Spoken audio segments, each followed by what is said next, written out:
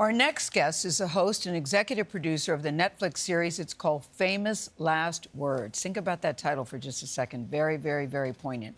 Emmy-winning producer Brad Falchuk sits down with public figures for an in-depth conversation. But listen to this. The interviews only air after the subject dies. The latest episode features actor Eric Dane, who died of ALS just last month. In this clip, Eric Dane shares his advice for viewers. What would you tell people watching this how they should live or treat themselves? Or, I don't think I can tell anybody how they should live.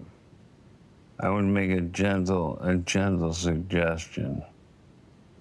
At every opportunity, every single opportunity you have to stomp on your ego, take it. Did you ever do that before this? Yes, I've worked on it. I'm under construction. We're happy to say that Brad Falchuk joins us in the studio. Number one, I watched this yesterday. I got so choked up so many times watching it. But I want to go back, Brad, about how do you even invite someone to sit down and say, we want to talk to you. These will be your last words and we'll air it after you die. What do you say? And how did you happen to choose Eric Dane?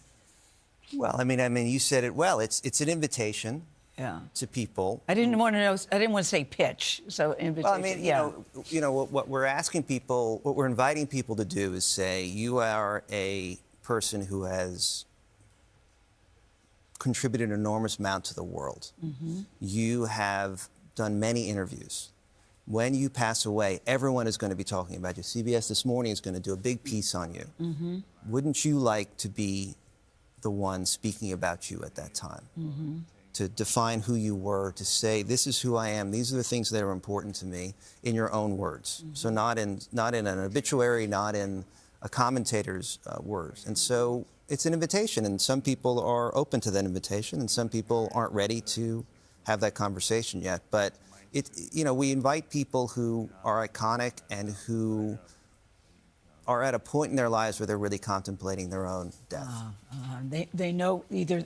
Eric couldn't have thought he was going to die so soon after this interview, could he? I mean, what was his state of mind? No, but he had a terminal illness. Yeah. So he knew he had a terminal illness. He knew he had a terminal illness that would also eventually take his voice. Yes. And so whether or not he was going to die, I did not think he was going to die that soon. But the setting is interesting, Brad, because there's no one in the room but you and the subject matter. Yes. It's just no camera people. No one is in there. No, nobody.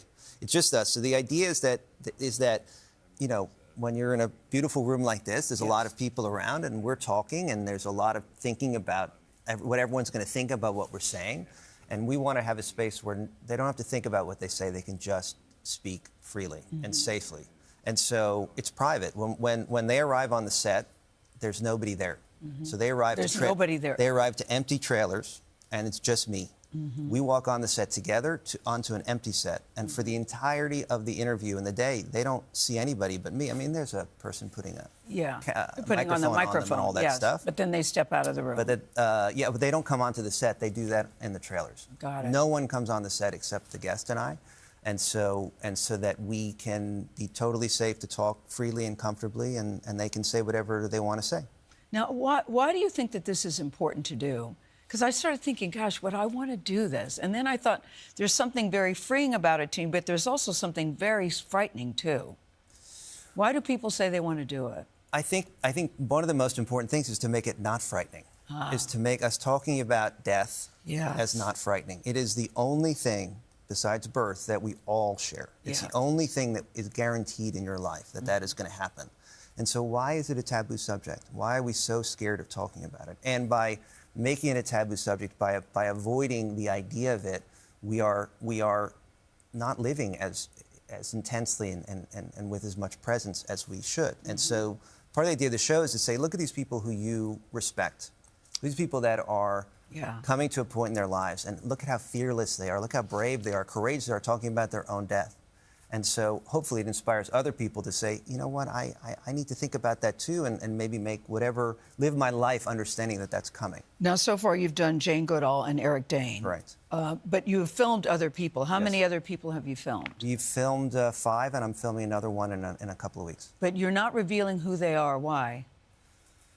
I think that it's really important that the guest feels 100% safe, that everything they say will stay private. What you don't want is... Until it airs. What you don't want is for them to think, well, I want to talk about this person in my life or this thing in my life, but if people know I did it, they might call me and say, did you talk about me? You know, Yes. why? I know that thing happened, but please don't talk about that. Can you edit that out? Yes. Right. Yes. And you want them to be like, you know what? When the only people that are going to see this when this airs, I will be gone. There will be no consequences for me. I loved Eric Dane's final words when he said, fall in love, to his daughters, fall in love with a person or something that makes you want to get up in the morning. Choose your friends wisely. Find your people. Just show up. Fight when you face challenges, health or otherwise. Face with integrity and grace, even when it seems insurmountable. Those are my last words. And one final thought from you about what stood out to you about him. I mean, Eric was truly an extraordinary man. And what stood out the most to me about him was just his, the way he represented masculinity and the strength in his vulnerability. And that's what a real man looks like, to have that kind of strength and power when you're that vulnerable. It's beautifully done, Brad. Beautifully done. Thank you so much. Thank you. For rolling with the punches today. It's been a very crazy day. Jane Goodall and Eric Dane's famous last words. I love the title. Their interviews are streaming right now on Netflix.